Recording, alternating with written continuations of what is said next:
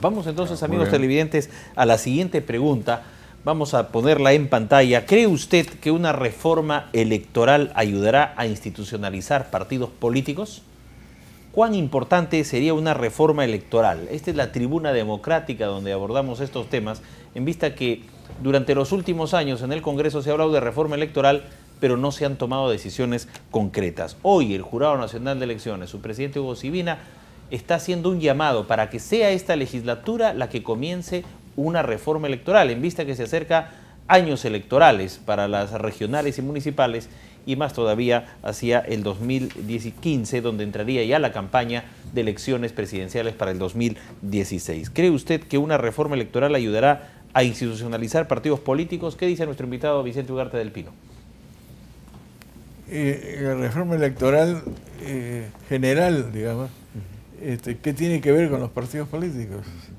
Es decir, evidentemente un proceso electoral lleva a los ciudadanos a agruparse en grupos políticos, ¿no? Son problemas conectados, pero hacer una reforma electoral, siempre y cuando dentro de la ley electoral se contemple la situación de los partidos políticos. Claro. Entonces ahí sí habría vinculación legal, digamos, ¿no? Es el Parlamento el que tendría que digitar eso. Pero normalmente el proceso electoral es indiferente a la existencia de partidos políticos. Claro, no hay elección si no hay partidos políticos o grupos políticos, ¿no? O conciencia ciudadana tomada a través de la difusión de ideas. Pero ¿quién difunde las ideas? Los partidos políticos. O sea, evidentemente hay una vinculación. Correcto, ¿no? Sí. Doctor Vargas Saya. Entonces, eso es muy importante. ¿Cree que hay que modificar radicalmente la Constitución Política de Perú?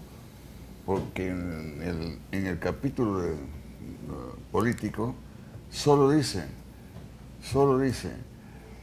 que los ciudadanos tienen derechos a elegir y ser elegidos, y nada más. Pero no dice nada de la obligación de organizar, reforzar y vigorizar los partidos políticos como instituciones vitales de la democracia. Es una falla.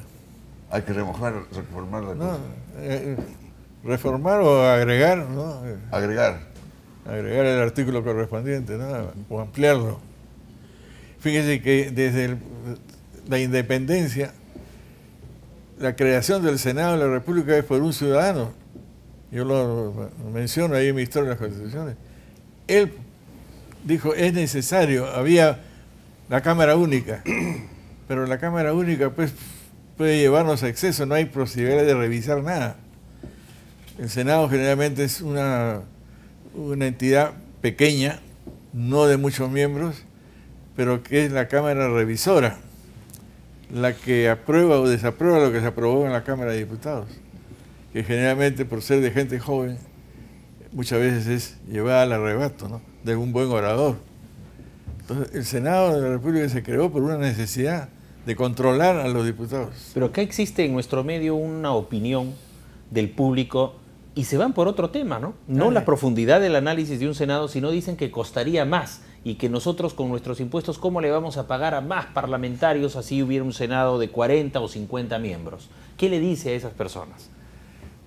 Mire, en realidad es que la reforma del proceso legislativo llevaría también a hacer una pequeña reforma en la Cámara de Diputados, porque posiblemente, porque ya no existe el Senado, hay demasiados diputados, ¿no? Entonces, la Cámara de Senadores está hecha mirando a la cantidad de departamentos que tiene el Perú, y son senadores departamentales, o sea, representantes de Piura, de La Libertad, de Lima, etcétera, ¿no?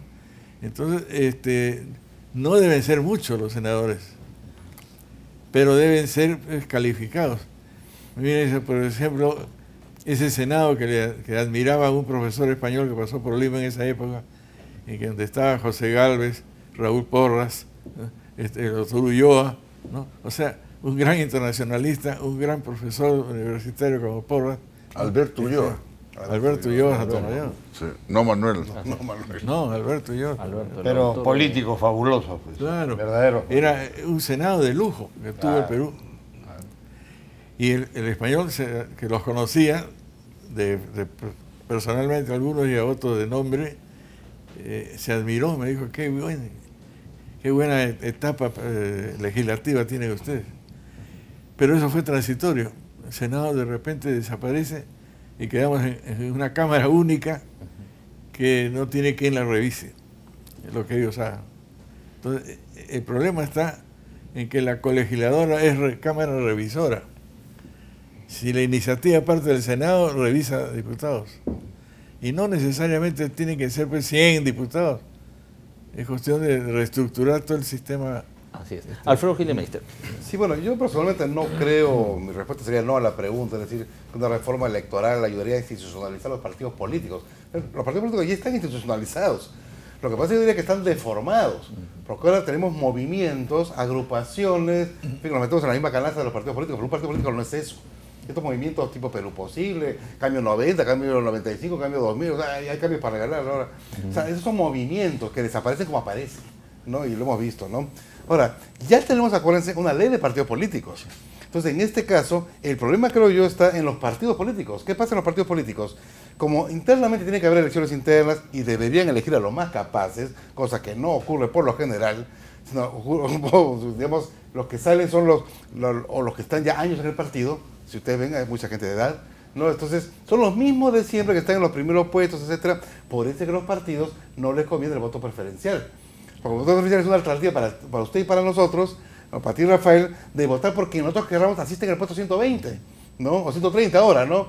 Entonces, pero si nos votamos en el voto preferencial, así estamos atados de mano con los partidos políticos que dependeremos de sus 10, 15 primeros candidatos al Congreso, ya sea diputados o el día de mañana senadores, si se hace una Cámara de Senadores. Entonces yo creo que el problema está en los partidos políticos y quizás, no sé, hacer quizás más rigurosa la ley de partidos políticos para que estos partidos pongan a la gente más capaz y no la repitan en la siguiente legislatura. Por repente, no sé, habría que ver la fórmula, pero es muy difícil, creo yo. Creo que, como decía el doctor Vicente Hogar de Pino, una reforma entendida integralmente, porque esto va al origen mismo de las firmas. Hay más de 100 movimientos que tienen kit electoral para juntar firmas y les exigen solo 60 locales y es de nivel nacional. Fuera de eso hay grupos regionales. Entonces todo es un... Rafael, permítame, ¿no? Yo conozco mucha gente joven que quiere participar en política, gente honesta, gente A1, por ejemplo, menciono acá el movimiento ABC, Acción por el Bien Común, que ya se está lanzando en estos días, esto es una primicia, no, gente buena, de primera, pero si participa por un partido normal, institucionalizado, no podría, pues tiene que ser amigo de la cúpula, o coincidir con la cúpula, o estar amarrado con la cúpula, lo digo así abiertamente. Entonces, ¿qué haces tú para hacer sana política, digámoslo así, ¿no? Ahora, esto de reforma electoral, ¿cómo puede entenderse también? Por ejemplo, la OMPE tiene que fiscalizar. En las campañas electorales, en realidad, por más que hay leyes, artículos, no se sabe al final quién financia. Y quién pasa la factura después. Claro, y los partidos no rinden cuenta y nadie los castiga. Todos los partidos se han embolsicado dinero de la campaña y nadie le dice nada. Aquí hay un error. Yo quiero plantearte algo con mi modesta experiencia. Yo soy enemigo radical del voto preferencial porque es un voto corruptor. Aparentemente es bueno porque no hay una ley de partidos políticos.